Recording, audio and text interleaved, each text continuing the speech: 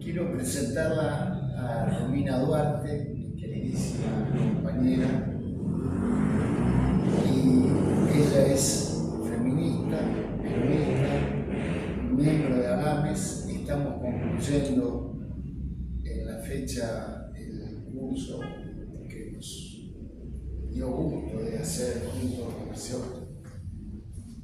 para el conjunto de los compañeros trabajadores en los distintos policonsultorios, porque creemos necesaria esta herramienta teórica para ayudarnos en la guía del día a día y de la mejora de nuestra actividad. Romina es magíster en antropología social, está terminando la maestría, tiene que montar la tesis de género y política.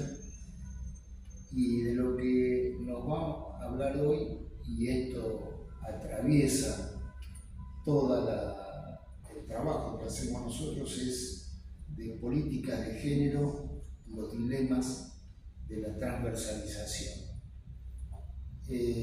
Bueno, sin más, yo creo que para hacerla cortita, la dejamos a Romy para que la... Bueno, en principio agradecer la invitación a este espacio. Un poco les voy a contar qué trayectoria hice para llegar a la organización de los contenidos que propongo para esta especie de seminario clase. Para lo cual yo me he nutrido de los aportes que nos hacen las ciencias sociales, particularmente del campo de la antropología, que es de donde yo he estudiado, y de la antropología, específicamente de las teorías feministas y desde las teorías propias de las ciencias políticas. En principio, lo que traigo es algunas reflexiones que se vienen dando desde este lugar, que tienen que ver con el género como categoría analítica. Va a ser un poderoso proceso de diferenciación social y reproductor de desigualdades y de discriminaciones.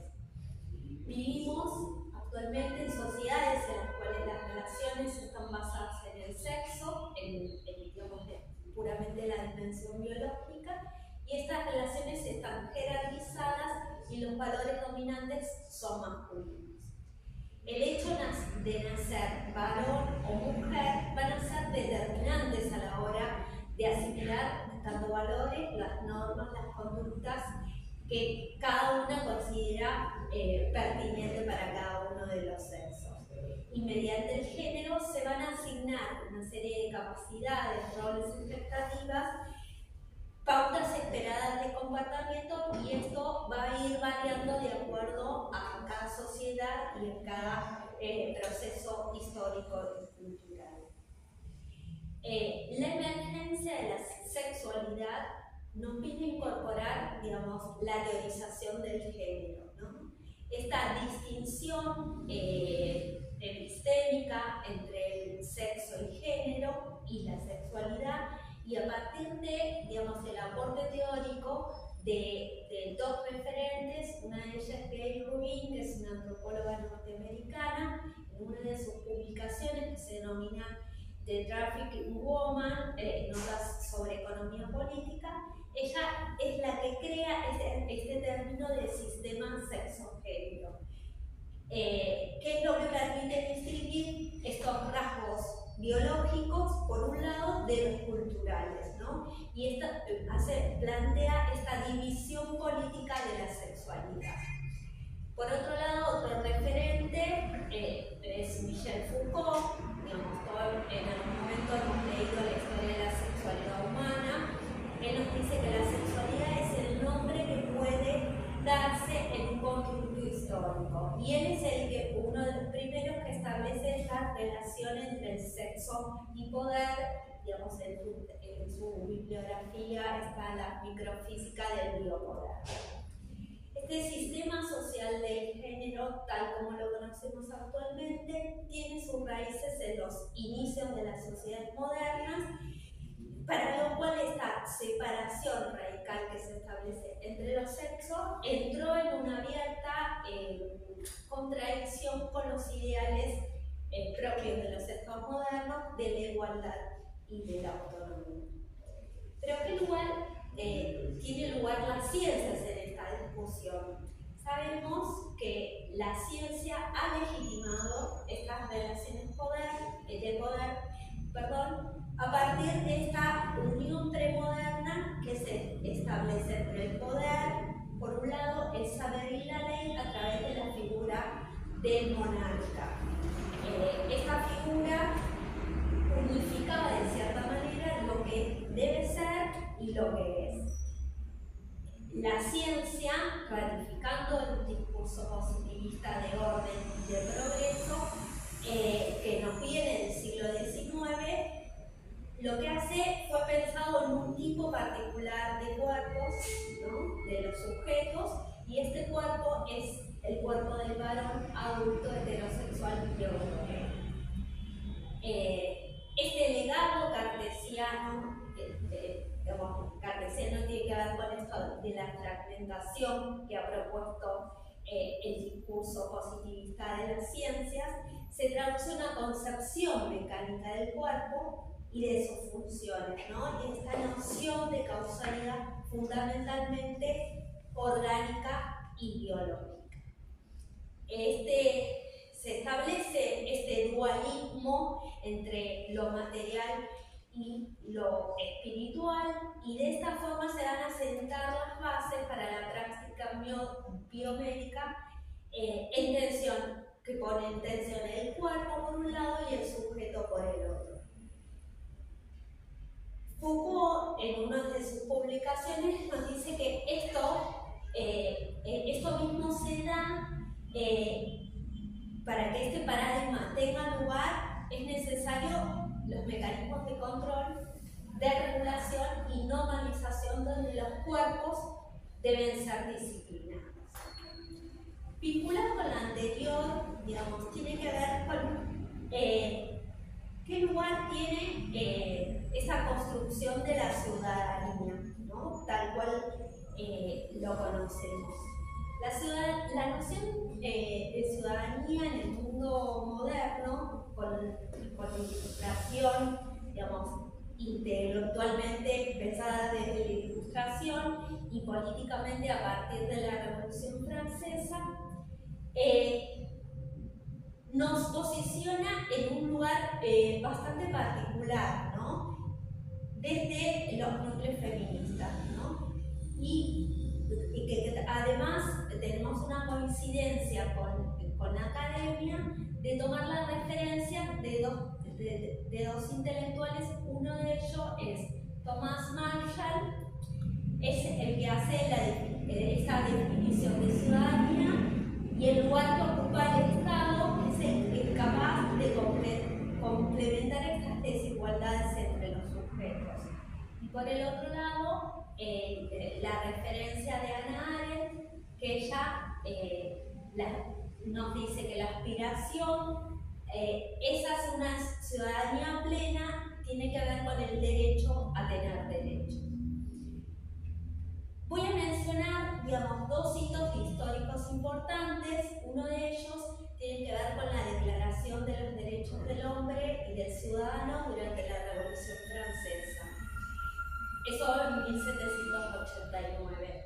Y el segundo hito que fue necesario, digamos, plantear a través de la figura de Olympe de Gouges, ella lo que hace es, a través de la Declaración de los Derechos de la Mujer y de la Ciudadanía, reclama los mismos derechos para el género femenino.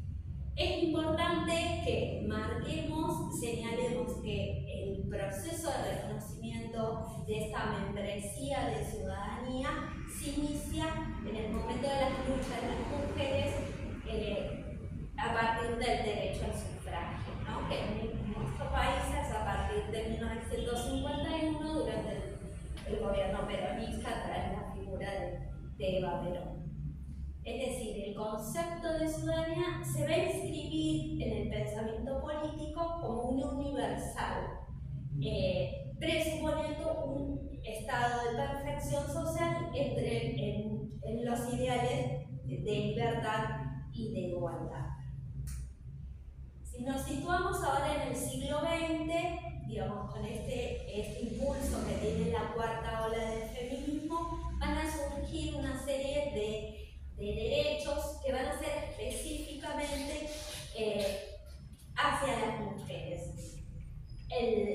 Uno de ellos, el protocolo facultativo de la CEDAW, que fue en 1979, posteriormente el Belén do Pará, digamos en 1994, y la plataforma de Beijing en 1995.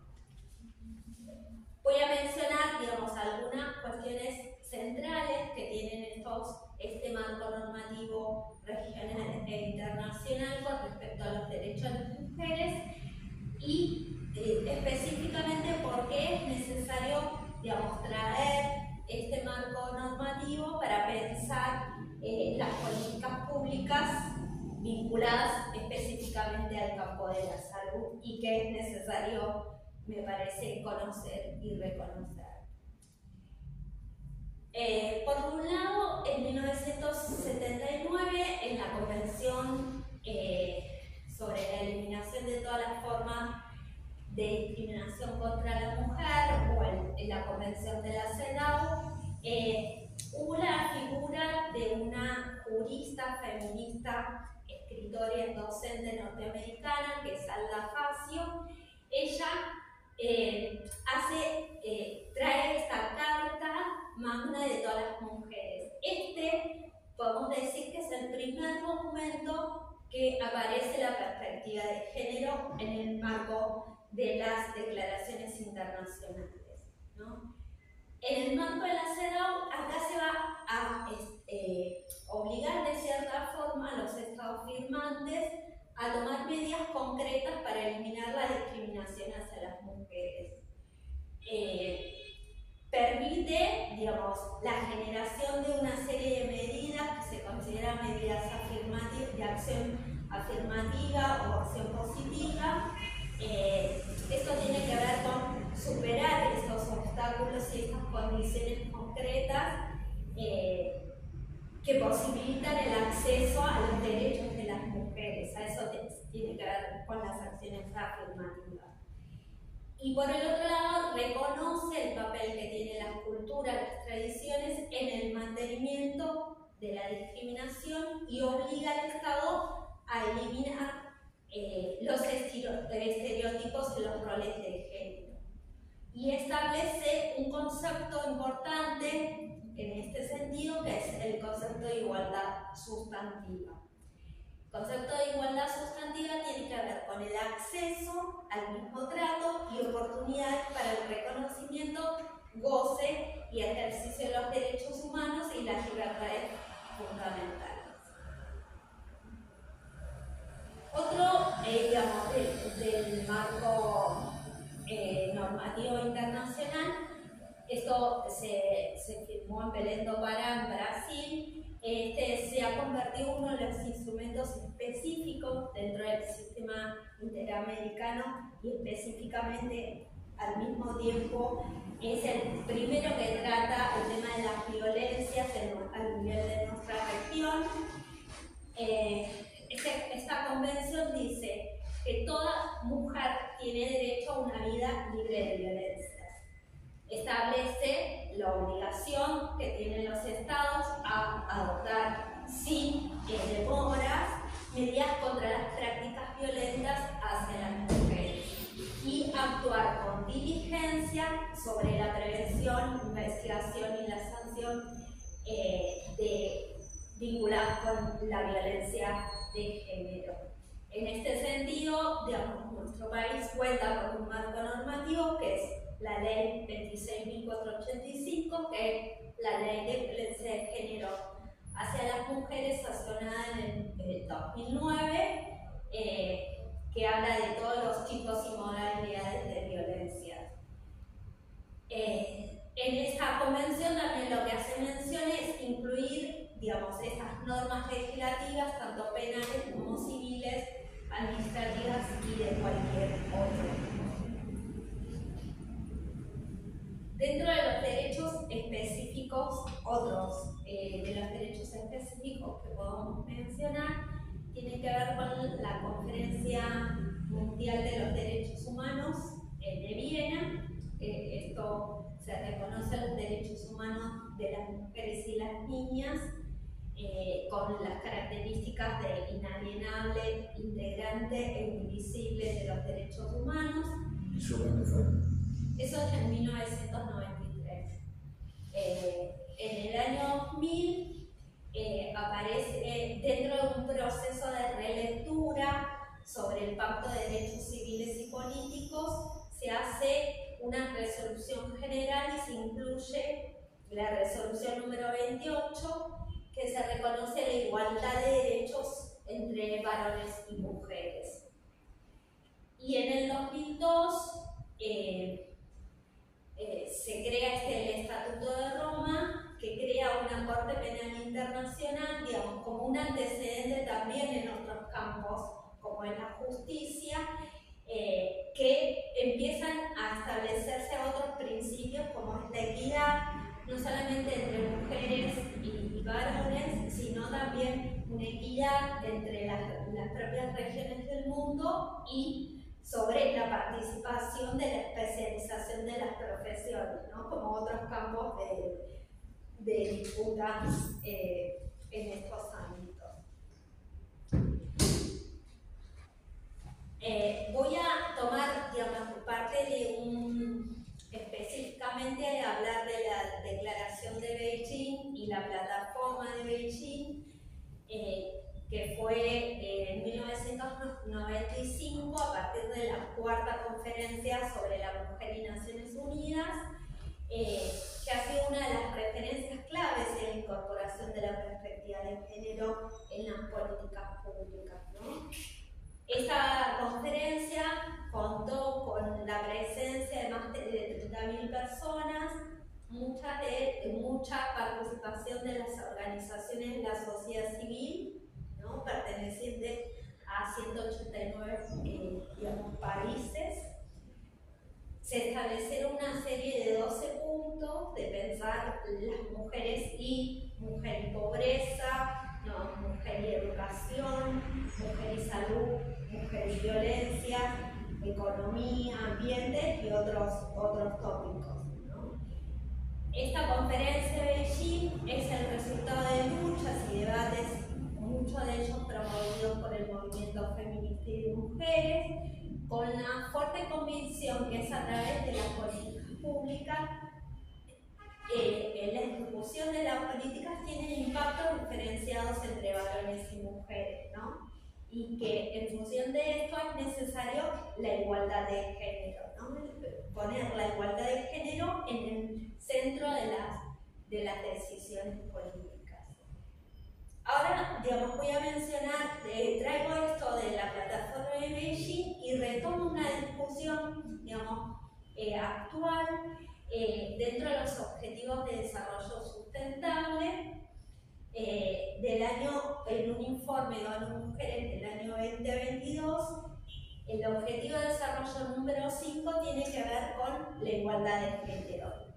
En este informe aparece el siguiente dato, digamos, al ritmo actual, ¿no?, en que viene presentando el desarrollo de los países y el impulso de sus políticas públicas, podría tomar 286 años eliminar leyes discriminatorias y superar las brechas importantes en la protección legales para mujeres y niñas. Y dice un dato también sumamente alarmante.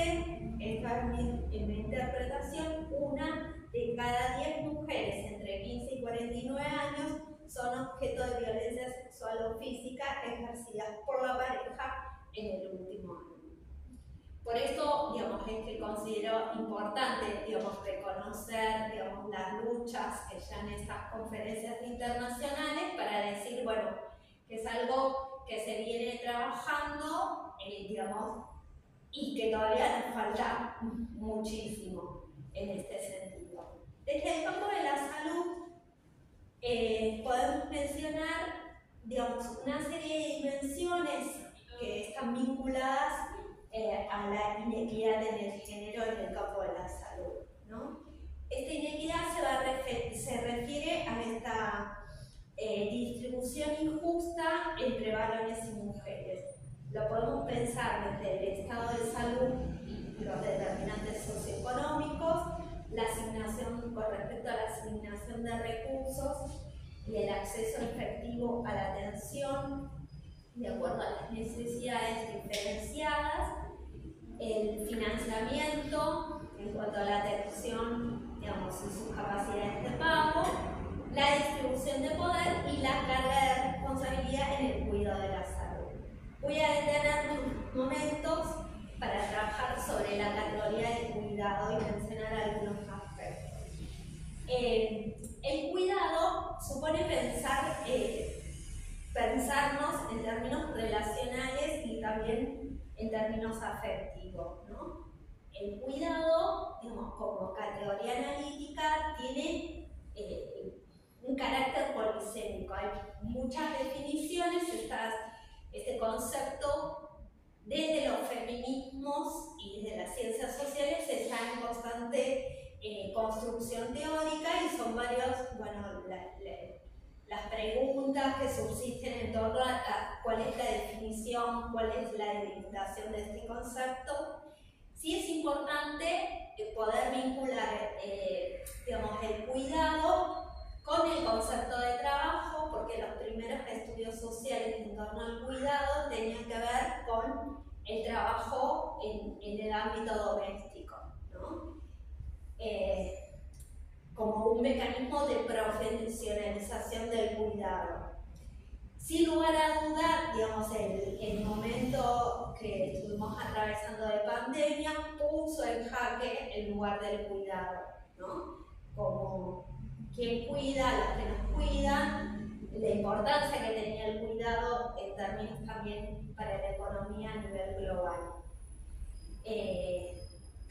Pensemos en el cuidado como todas aquellas actividades indispensables para satisfacer las necesidades de existencia y de producción y de las personas, ¿no?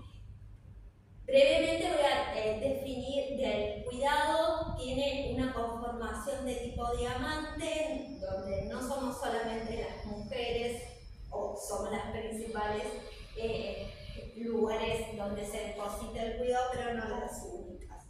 Por un lado está la familia, el Estado, está el mercado también y la organización social del cuidado, ¿no? Digamos, las organizaciones, los comedores comunitarios y demás. Esto conforma una estructura que se denomina el diamante del cuidado.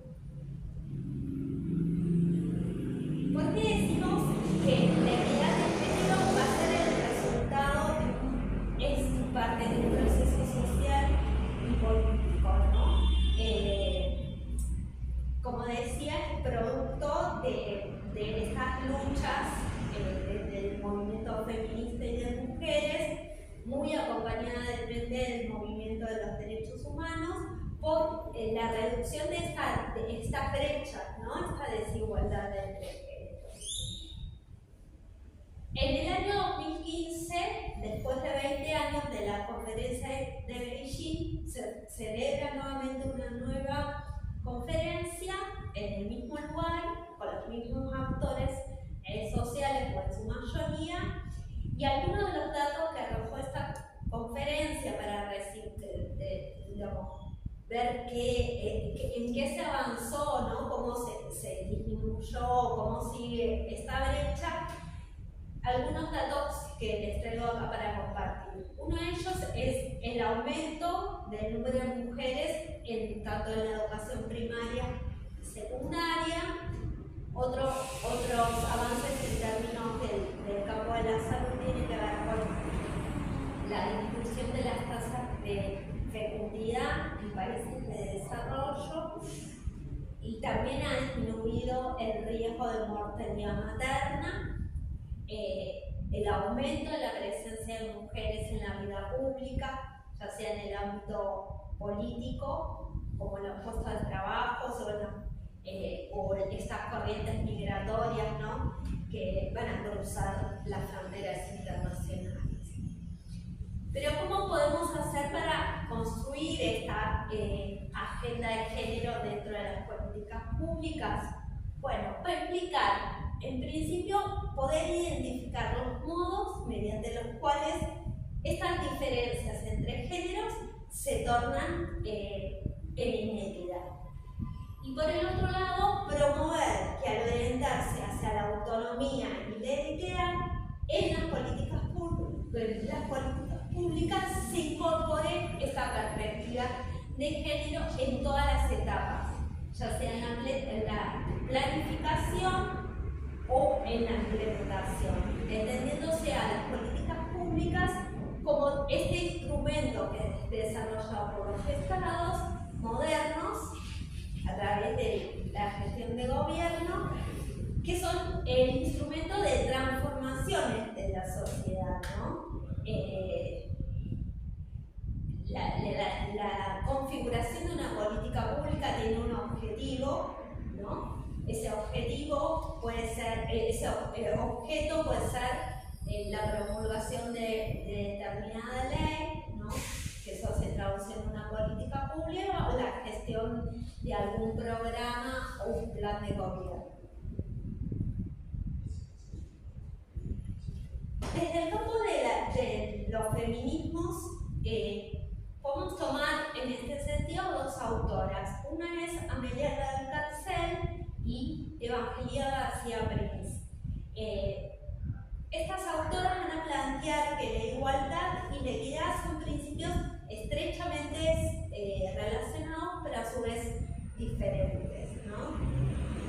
En principio reconocemos a la igualdad, que puede ser entendida como el derecho inherente a todos los seres humanos a ser reconocidos como iguales ante la ley, sin discriminación por género, condición sexual, raza, creencia, etc., ¿no? Según Valcarcel, la igualdad es ética y la equidad es política.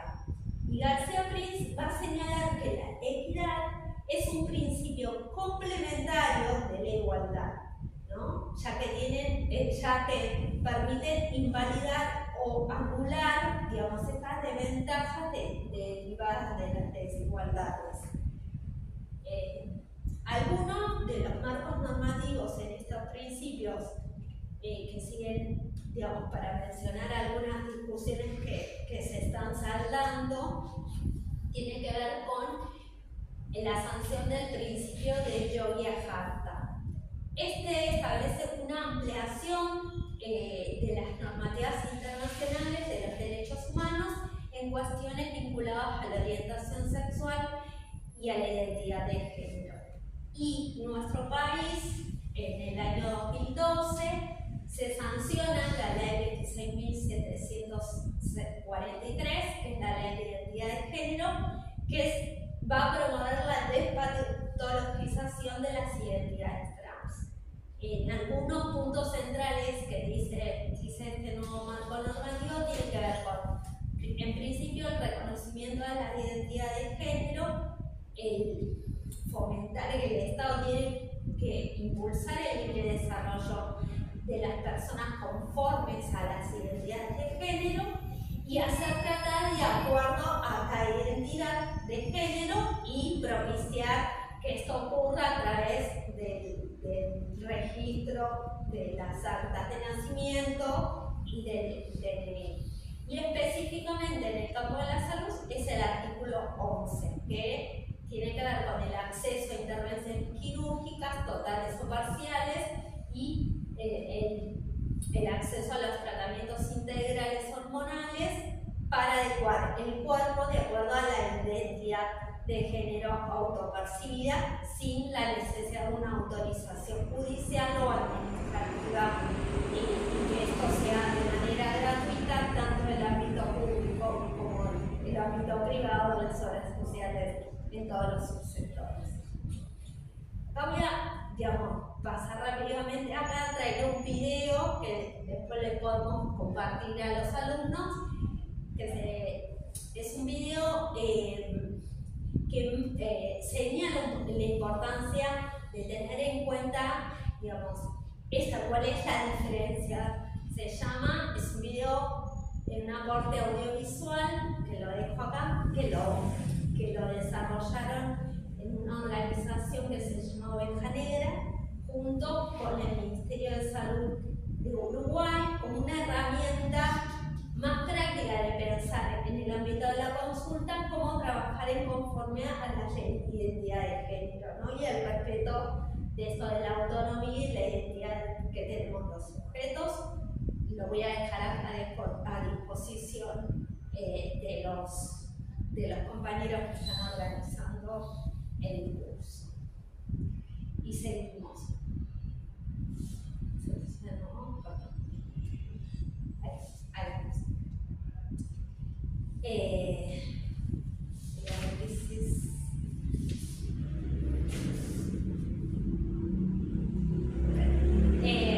Bueno, el análisis de las políticas públicas lo que va a traer, digamos, esa conexión entre el proceso de la construcción de estas desigualdades de género en las que van a participar en los derechos formales, las decisiones políticas, el funcionamiento burocrático de las instituciones, los discursos, las representaciones y el comportamiento de la sociedad en general, ¿no? Estas nuevas conceptualizaciones van a dar lugar a estrategias de transversalización del género para incluir los derechos de igualdad y de equidad de género como el objetivo principal de las políticas públicas y los paradigmas de acción por parte del Estado. ¿Aporte de conocimiento nuevo? No, seguimos. Muchos.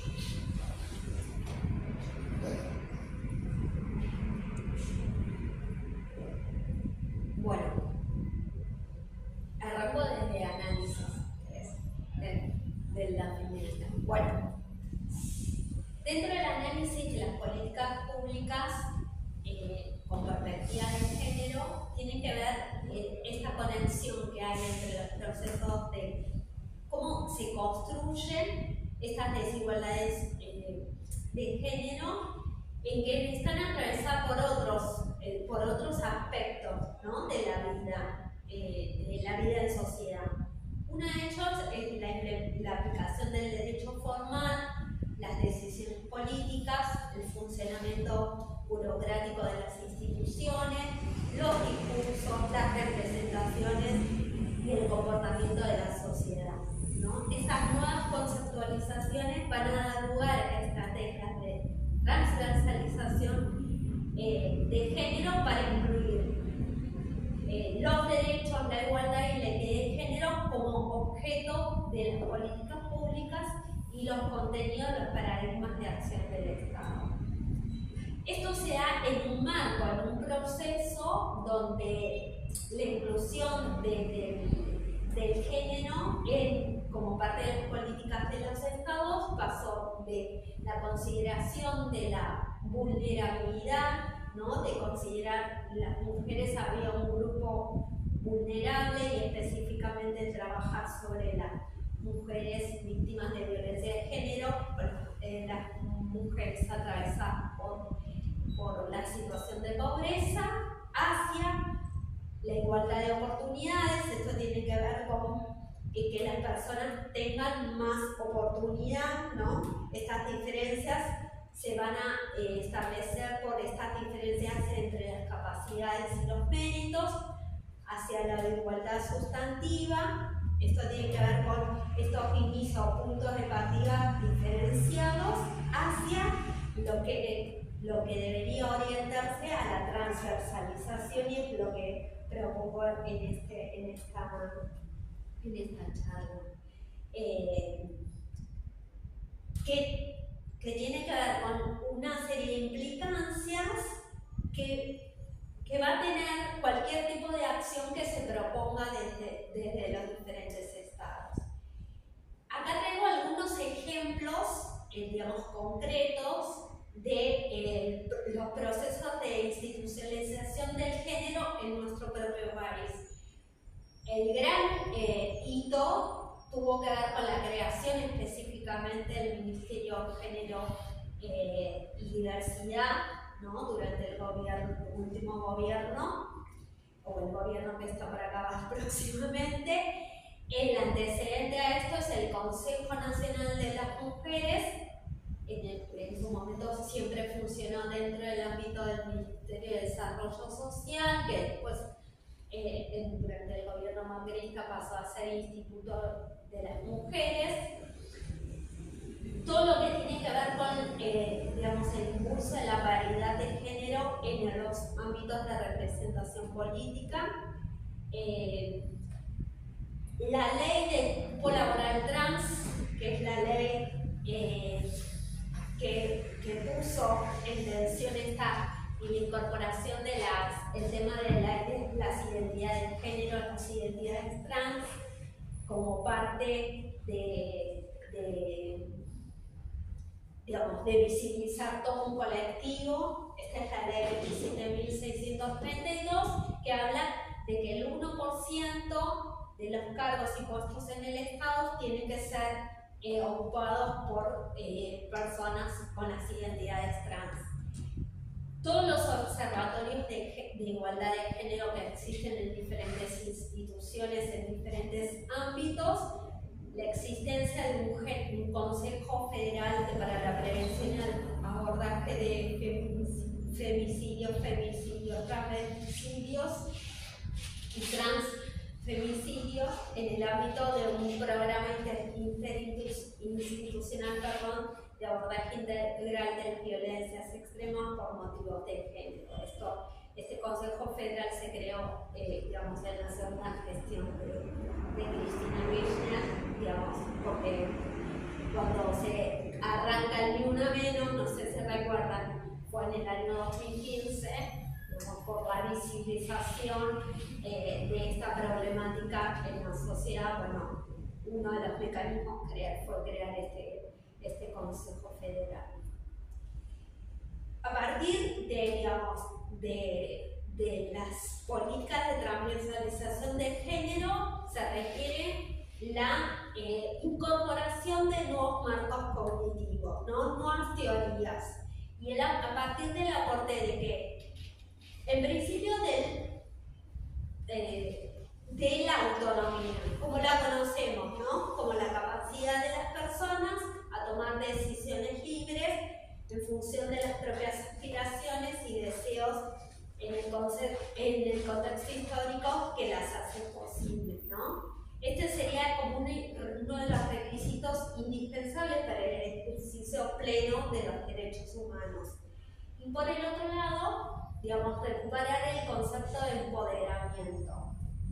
Esto está relacionado con el anterior, con el de autonomía, pero tiene que ver con la existencia de relaciones de poder entre los géneros, ¿no? La cual va a organizar esta vinculación y la convivencia que se establecen entre varones y mujeres en todos los ámbitos sociales, dentro del ámbito público, ¿no? Como el ámbito privado doméstico. Este proceso de empoderamiento también involucra otras dimensiones, como la dimensión subjetiva, tales como la autoestima, el deseo, la capacidad de cuestionar el estatus, de subordinación, la identidad social de las mujeres. Voy a mencionar, digamos, una última conferencia que se desarrolló en Montevideo en el año 2016, donde se expresa explícitamente el enriquecimiento del marco conceptual que debe abordarse, desde el cual, debe abordarse la desigualdad de género, es a través de las políticas, incorporando dos enfoques importantes para considerar a las mujeres como parte de sujetos políticos y diversos. Uno es el enfoque de derechos, digamos, y el otro es el enfoque interseccional. El El enfoque de derecho, digamos, recuperando estas palabras de Hannah Arendt, es el derecho humano, es el derecho a tener derecho, y los derechos van a ser es un producto histórico movilizado por sujetos políticos, ¿no? Que se organizan y luchan por la exclusión de ciertos derechos vigentes y el impulso de nuevos derechos, ¿no? Este enfoque, el enfoque de derecho, va a reconocer todos los derechos de las mujeres como parte de los derechos humanos y en el cual el Estado debe ser garante. Y el enfoque interseccional, este enfoque, digamos, un poco proviene de las teorías feministas, más de los que trabajan las teorías racializadas. Digamos, hay dos referentes, una de ellas es Kimberly Crenshaw. Ella, digamos, hace la distinción, ella es una socióloga negra que habla de la teoría de las razas y dice que la interseccionalidad es un fenómeno por el cual cada individuo sufre una opresión o ostenta privilegio en base a su pertenencia a múltiples categorías sociales, ¿no?